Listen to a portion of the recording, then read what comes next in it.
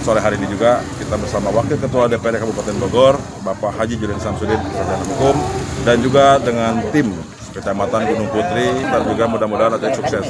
Sukses selalu buat Bapak Haji Julian Samsudin.